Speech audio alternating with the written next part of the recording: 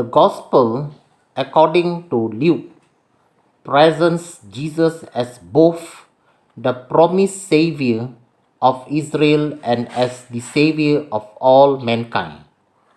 Luke records that Jesus was called by the Spirit of Jehovah to preach the good news to the poor, and this gospel is filled with a concern for people with all kinds of need.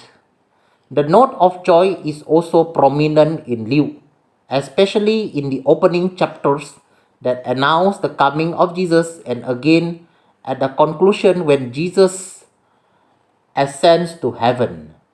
The story of the growth and spread of the Christian faith after the ascension of Jesus is told by the same writer in the book of Acts. Part 2 and 6 contain much material that is found only in this gospel, such as the story about the song of the angels and the shepherd visit at the birth of Jesus, Jesus in the temple as a boy, and the parables of the Good Samaritan and the lost son.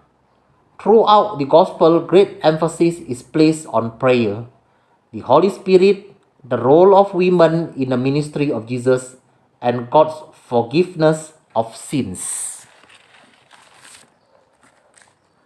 लूका रचित सुसमाचार यीशु को इस्राएल के प्रतिज्ञत उद्धारकर्ता और संपूर्ण मानव जाति के उद्धारकर्ता दोनों ही के रूप में प्रस्तुत करता है। लूका लिखता है कि यीशु को कंगालों को सुसमाचार सुनाने के लिए प्रभु के आत्मा ने बुलाया था। इसी कारण ये सुसमाचार विभिन्न प्रकार की समस्याओं में पारे लोगों की चिंता से भरा पड़ा है।